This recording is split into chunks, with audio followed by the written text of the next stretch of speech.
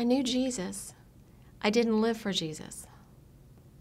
And so I was vulnerable. I was completely and totally very independent. Well, I have two older brothers, and my dad owned his own company. We were taught a lot of work ethics. I grew up on 100 acres. We were somewhat isolated from the real world. I went to private schools, and some of those were somewhat legalistic. We went to church on Sundays.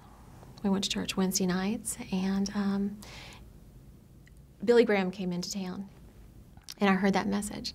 So I asked if I could go down, and I received my salvation. And by the time I was a junior in high school, my parents felt that it would probably be a good idea to go into public school situation. The first 2 weeks of public school, I took my Bible. And as much as I thought that I'd rub off on them, they rubbed off on me. So by the time I was maybe 15, 16 years old, I really stopped going to church. Very quickly, I got indoctrinated into the world and decided that I wanted to be somewhere really fun for college, so I went to Palm Beach Junior College. But I didn't spend much time going to classes because the allure of the beach was just too great. So about a year into that, my parents said, "You need to come home." So I started dating an older guy, Mr. USA, literally Mr. USA. And before you knew it, doing things that Christian girls shouldn't do. Before I even went to college, I was asked on many occasions to do some modeling. And so I did that for some catalogs, sportswear, that kind of thing. And so when I came back home, I was still doing some of that. And I started dating who was to become my first husband. He was 10 years older, divorced with 2 children. Before all that, I jumped into a contest. It was a state contest, a beauty contest, and I won.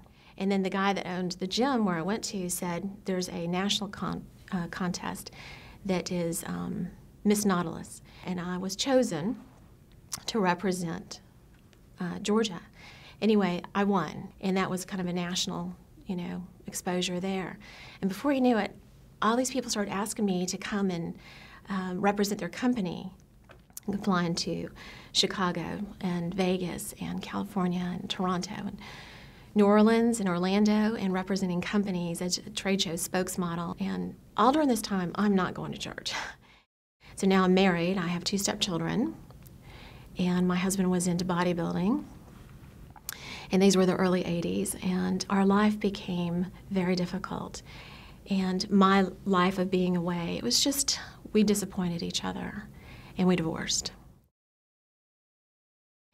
I was working for a real estate developer part-time, and a very interesting man from Malibu, California, came to Georgia to do a project. Very, very interesting triathlete, owns an enormous company on the New York Stock Exchange, and I'm flattered.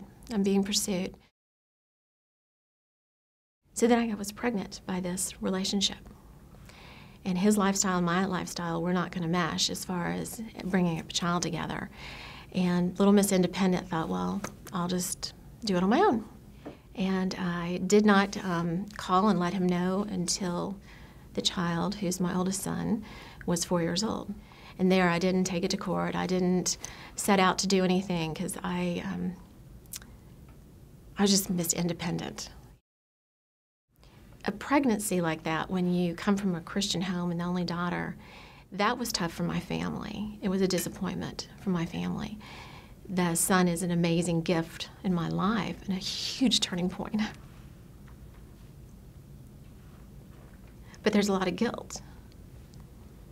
It's like a rock that's thrown into a lake, and the ripples are how it affects other people's lives. And the cost to him was not having a dad in his life. That changed me a lot. I'd say that the second major episode of God drastically changing me is the winter that I had my youngest son. So I'm in this marriage that isn't working out. I had a baby, a 1-year-old, on my hip, pregnant to here, and I'd broken my foot in 3 places and had a cast on. I had a 10-year-old that had no relationship with his stepfather. In fact, the stepfather was very cruel to him emotionally. So 24 hours after giving birth to my third son, here I am in my home thinking I would just like to take a bath, but you can't because you've got this cast on with a newborn on the floor and another 1-year-old, and they're never going to sleep at the same time, and there's no money. It was severe and serious darkness and depression like I've never had in my entire life hit me. And God let me be completely and 100% out-resourced. I can understand how some people have considered suicide. And for a small moment, I did consider that because I just wanted to sleep. My body was so tired and I was so emotionally drained, and I just couldn't understand how I'd gotten in this situation. And I knew that if I go through this, I will have 3 children on my own. But we did. We divorced when they were very young. And I stood at the steps of Fulton County, the courthouse, with divorce papers in hand, and I closed my eyes in downtown Atlanta, and I said, God, you know, I don't trust myself, and I can't afford more mistakes in my life. This is a 3rd marriage, 2nd husband, 3 kids. What can I do? I'm going to find you. I knew you at one time in my life. And I've been on mountain peaks, and I've been in some really bad valleys.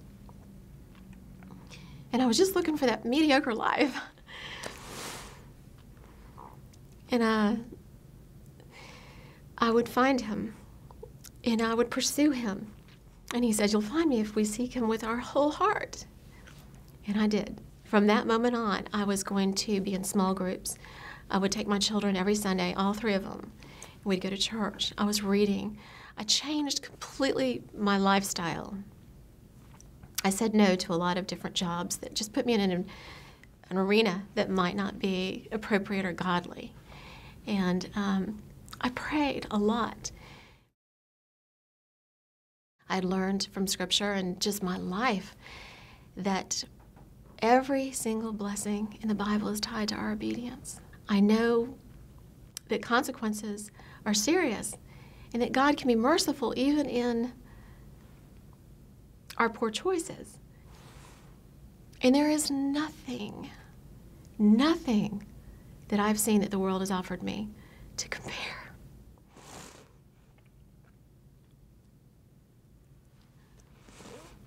With the sweetness of knowing God. I've been on the private jets many times. I've dated billionaires. I've been on yachts, and I've hobnobbed at a lot of Hollywood parties and done all that stuff. When I came to know how much God had sacrificed for me, it is just such a pleasure to want to serve Him.